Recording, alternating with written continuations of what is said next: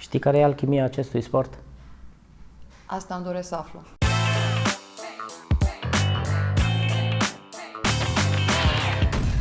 Salutare, Brandweiser! Sunt alături de Alin Fălcușan, un nume în lumea sportului și acum ne referim strict la lumea kickboxingului, nu doar cel timișorean, nici măcar cel național, ci chiar cel internațional. Alin, mă bucur mult să te am astăzi alături de mine și îți mulțumesc pentru șansa pe care ne-ai oferit-o de a fi parte al proiectului tău de suflet. Cristina, chiar mă bucur că suntem împreună.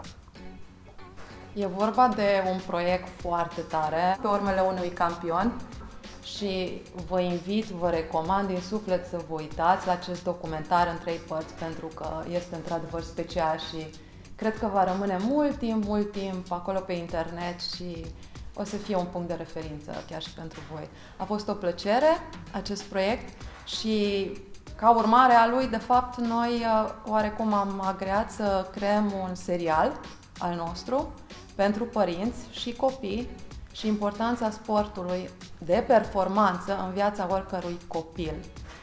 Mie îmi place să spun că e important să faci toate lucrurile, să le faci la nivel de performanță, că este sport sau că e vorba de absolut orice altă artă sau disciplină. E important să încerci să o faci la un nivel înalt, să tinzi către un nivel înalt, un nivel de performanță. Corect. Hai să trecem acum, în schimb, la tine. Cine este Alin Fălcușan? Chiar îmi este greu să vorbesc despre mine, pentru că în ultimii, să zic așa, mai bine de 15 ani, tot ceea ce fac este pentru ceilalți, pentru sportivii mei, pentru familia mea, însă nu poți să faci pentru ceilalți un lucru la un nivel înalt, la o intensitate maximă, dacă totuși nu lucrezi la, e poate mult spus, perfecțiunea ta, dar să tinzi să performezi, să tinzi să fii mai bun, să reușești să oferi celorlalți lucruri mai bune. Despre mine aș spune că reușesc să îmi ocup absolut tot timpul cu profesia. În fiecare dimineață, atunci când te trezești, te gândești că mergi la muncă. Eu, în fiecare dată când mă trezesc, îmi încep viața, pur și simplu. Mă definește munca pe care o fac. Mă consider un norocos să te trezești în fiecare dimineață și să spui în sfârșit merg la muncă iarăși.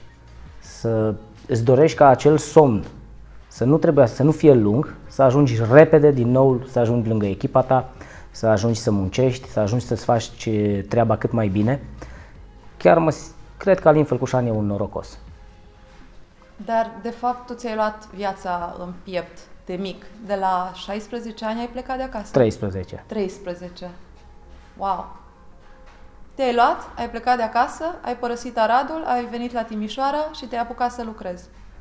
Da, e un lucru care oricum îl făceam, încercam să am grijă de mine, îmi plăcea să fiu independent, eram acel, să zic așa, copilul mai mic, prea orgolios în familie. Sunt lucruri care îți dorești să le faci, pur și simplu. Vârsta la unii poate să fie mai devreme, la alții mai târziu, poate a fost un pic devreme, dar asta am simțit că vreau să fac lucrurile pentru mine, să pot să-mi exprim cât mai mult parte din personalitatea mea. Dacă începi să muncești, personalitatea ta devine mult mai expresivă. Tu chiar asta ai făcut și cred că te-a ajutat enorm de mult să construiești această sală, care de fapt are o vechime de 20 de ani, cam așa? Da, 18 ani, pot să zic. Și a făcut majoratul. Și a făcut majoratul, nu m-am gândit la asta, chiar nu m-am gândit, n-am avut timp, vezi ce înseamnă să ai mult de lucru? Uiți când e ziua ta. Ar trebui să faci un party, o petrecere pentru Asta e un mare defect al meu. Asta e un mare defect al meu. Trece vremea foarte repede, nici nu-ți dai seama când faci ceea ce îți place, nu? Da, îmi dau seama, zilnic fac ceea ce îmi place, îmi dau seama că fac ceea ce îmi place și de aia nu sărbătoresc, consider că nu am încheiat ceva. De obicei sărbătorești atunci când închei un capitol.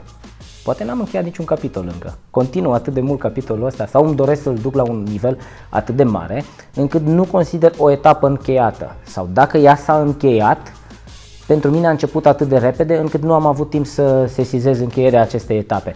Dar să știi că o să mă gândesc la majoratul acesta, chiar merită. Cred că merită să-mi ofer un mic respiro. Să știi, mai ales că acum o să ai un documentar foarte frumos, îl ai deja.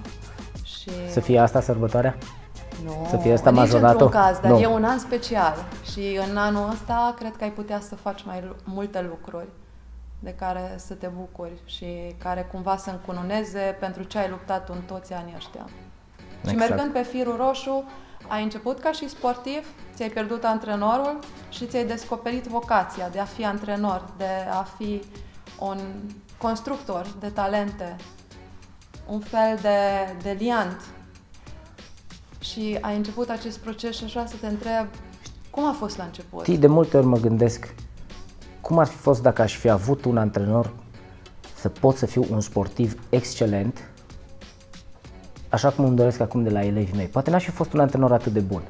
Poate faptul că eu am rămas fără antrenor, tocmai atunci când începea să fie mult mai bine ca și carieră de sportiv, acel moment care eu nu mi-am atins vârful, poate m-a împins de la spate să continui și să ridic alți sportivi.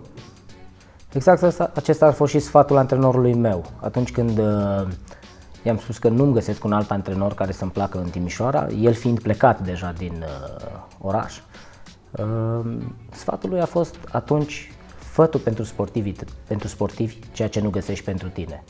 Și am plecat mai departe la drum tot timpul cu această idee. Sper să reușesc să fac ceva care să îi ajute pe ceilalți care vin și să nu trebuiască să treacă prin ce am trecut eu. Asta e o misiune atât de frumoasă și valoroasă, încât... A devenit o misiune, probabil a intrat atât de tare în mine lucrul ăsta și oarecum și suferința nu a fost doar a mea și am încercat nu să-mi alin propria suferință, ci și a lui, a fostului meu antrenor, a fost o suferință. Momentul când el a trebuit să renunțe la Timișoara, că de fapt el a renunțat la Timișoara, a trebuit să renunțe la Timișoara, nu la a antrena sau la echipă, acel moment când el a trebuit să renunțe a fost o durere și pentru el. Am fost singurul lui sportiv pe care el l-a ales să stea de vorbă, să discute, să-mi explice situația exact de ce nu mai poate să rămână în Timișoara și să-mi spună că dacă e să-și dorească ceva mai departe, este ca eu să continui. Din acea echipă și-ar fi dorit foarte mult ca eu să continui. Ceea ce s-a și întâmplat, am continuat așa cum mi-am dorit eu, așa cum și-a dorit și el ca și sportiv, însă fără un antrenor bun în spate, nu poți să ajungi la un nivel la care tu ți-l dorești sau la un nivel la care să poți să mulțumești. Atunci când l-am avut alături de mine, nu am simțit că l-am. Încă dimpotrivă, consideram poate că nu este suficient prezent. Jobul lui nu-i permitea să plece din oraș, nu putea să fie alături de mine la competiții. Eram nemulțumit din punctul ăsta de vedere, dar în momentul când l-am pierdut, am înțeles exact ce am avut lângă mine. Cred că astea sunt lucrurile normale în viață, așa pățim în diverse domenii. Poți să ne împărtășești numele lui? Da, cu mare drag pot să spun. Marius Gliga. Ce pot să vă spun despre el? Este un nume foarte cunoscut în prima generație de practicanți de arte marțiale din România.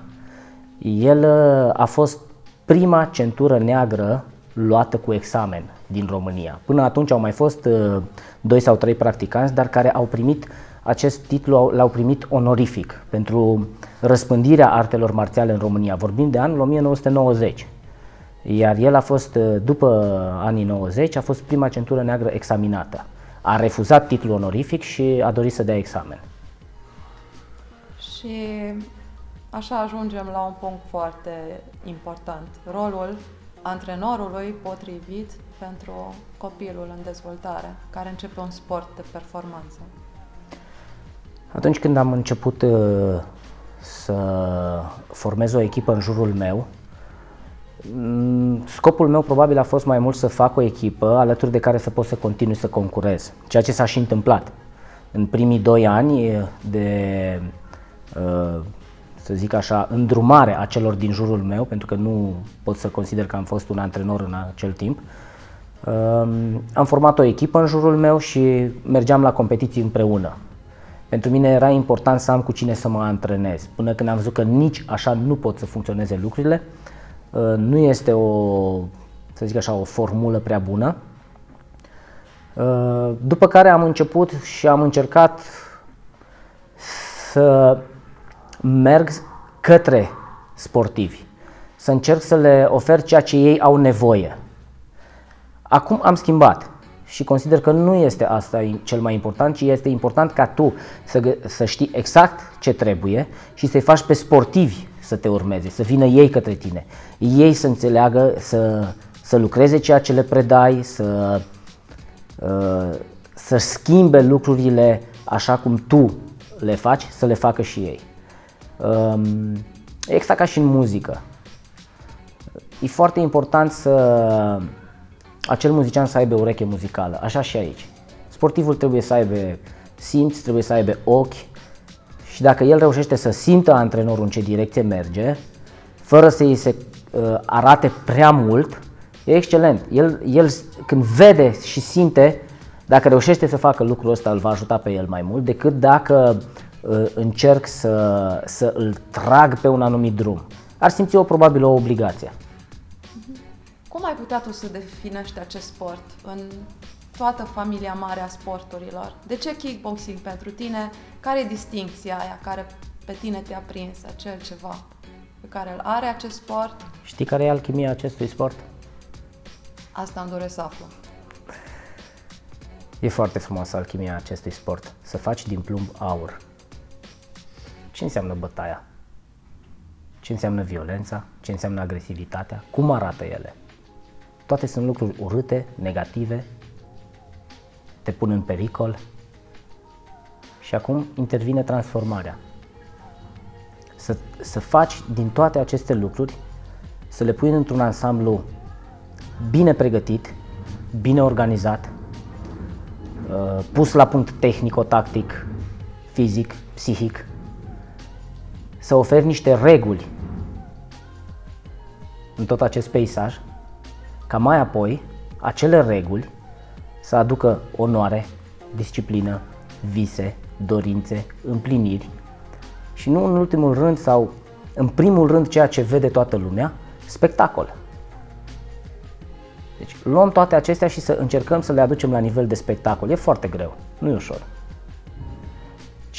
Ce mă bucură pe mine foarte mult, dacă în anii 90, atunci când erai un practicant de arte marțiale sau de box sau de lupte, erai oarecum privit ca un om dur, prea puțini te admirau, prea puțini înțelegeau ceea ce se întâmplă. În general nu eram priviți cu acei ochi care să ne aprecieze. Acum lucrurile s-au schimbat în bine. Cred că în ultimii 10 ani România a avut parte de o evoluție fantastică, nu doar în săli, prin antrenori și prin sportivi, ci și cei din jurul nostru. Ne privesc altfel.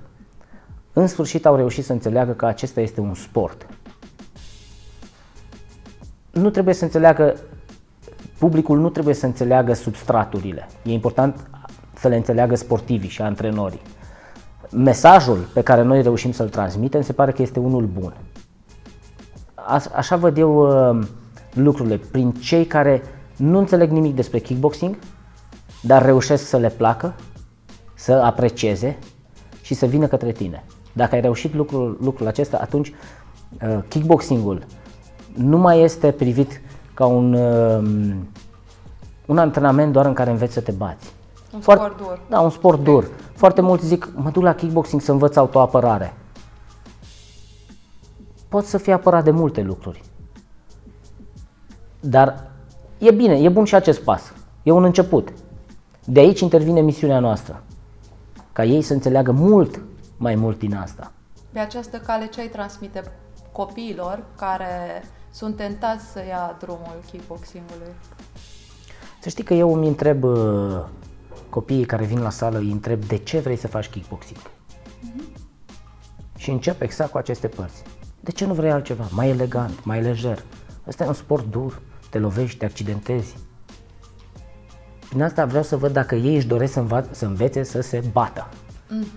Ceea ce e un răspuns care pe mine mă dezamăgește. Nu înseamnă că îi resping. dar știu cu cine trebuie să lucrez, cum să lucrez, de unde să iau. E o informație foarte importantă pentru mine. Dacă nu-mi răspund exact ce vor, simt lucrul ăsta. Am un elev care la 5 anișori, când s-a dus într-un magazin de jucării, a ales mănuși de box. Și spune mamei lui, vreau să fac box cu picioarele. De unde acel copil mic știa despre kickboxing? Chiar dacă nu știa nici măcar noțiunea, nici denumirea kickboxingului. El a fost atras. A văzut, cu siguranță, a văzut o fracțiune de secundă la televizor sau undeva, a văzut, dar a fost atras. Și acum mesajul pentru părinții copiilor care vin către kickboxing. Pentru că îți dai seama că mulți părinți se tem sau tocmai își descurajează copiii să nu vină către un sport agresiv. În mare parte, mă gândesc. E și asta un lucru bun. Dacă te temi de ceva, tocmai du-te acolo ca să-ți învingi teama. Poate se teme și copilul. Poate nu se teme copilul, se teme doar părintele. E foarte important să vedem cine se teme de fapt. Copilul sau părintele? Pentru cine îți dorești lucrul ăsta? Dacă ți-l dorești pentru copil, atunci tu trebuie să-i oferi o șansă. Oferi șansa. E o investiție a ta, ca părinte, în acel copil. Timpul alocat. Îți învingi tu, ca părinte, acea emoție de a-l duce într-o astfel de sală. Trebuie să încerci. Noi, părinții, avem inclusiv teama de a ne lăsa copilul într-o excursie. Da. Care e modalitatea să învingem temerile noastre, să-i pregătim pentru viață, de fapt? Și uite, așa ajungem la importanța sportului potrivit, alegerea sportului important, potrivit pentru copil. Extrem de important să îți duci copilul către o disciplină și acea disciplină să îi se și potrivească. De multe ori noi vrem performanță, încercăm performanță, dar s-ar putea să nu îi se potrivească. Părinții investesc timp, investesc financiar în echipamente, în cantonamente. Unii părinți își doresc ei pentru copii sportul ăsta. E bine dacă sportul îi se potrivește și își dorește și copilul. E foarte important lucrul ăsta. Gândește viața și destinul copilului tău, nu ceea ce ți-ai dorit tu pentru tine ca părinte, corect? Misiunea ta ca părinte este să îl duci, să îi arăți, să-l ajuți să descopere, nu să-l obligi. Vrei ceva, o faci tu. Dacă el vrea ceva, ajută-l să o facă. Acel lucru, nu alt lucru. Ce te dezamăgește pe tine cel mai tare în această lume, în munca ta pe care, de fapt, e viața ta care ți-o dedici în kickboxing? Când te doare? De multe ori vezi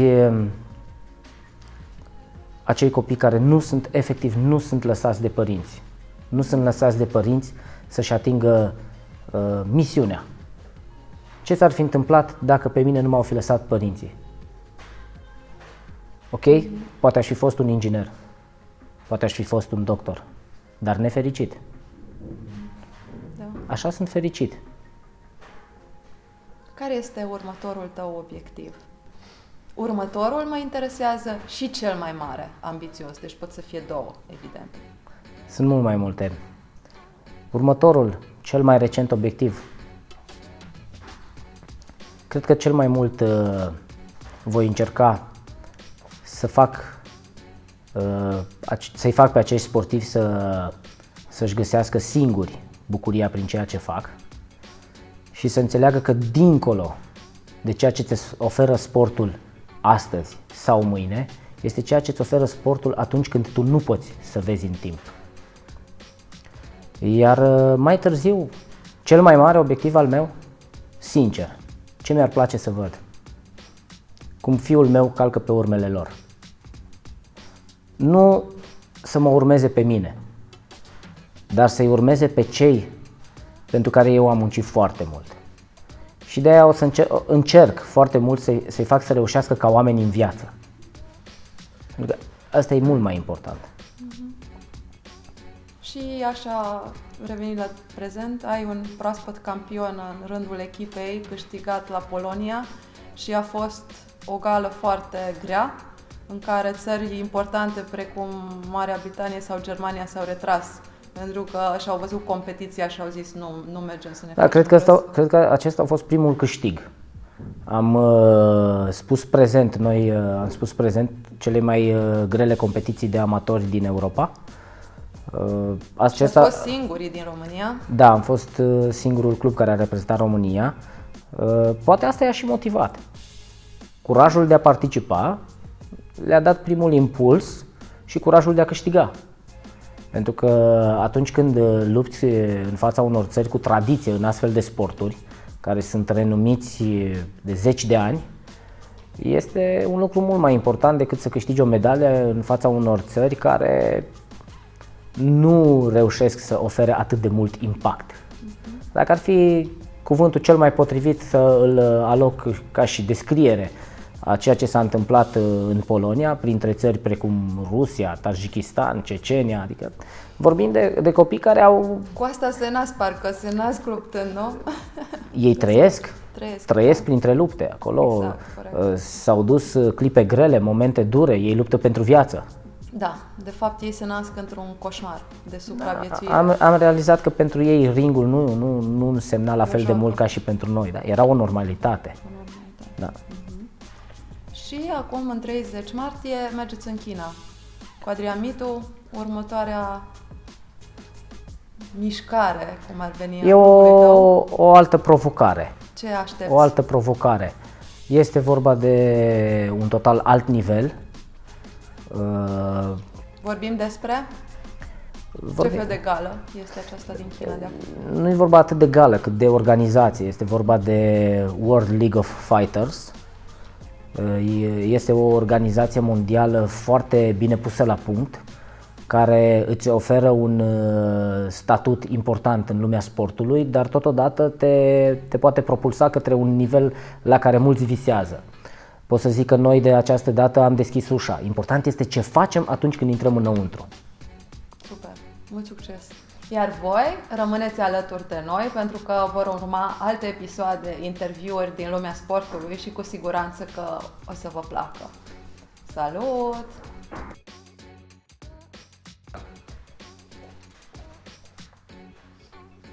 Poziționarea e ok? Sunt poziționată bine? Nu stau câșă sau aiurea ciudat? Salutare, Brandweiser! Sunt al... Bine am început. Știam. Hai de capul meu, Mi-ai făcut? Așa. Da, m-am făcut. Așa. Mă bat în locul tău în China acum eu.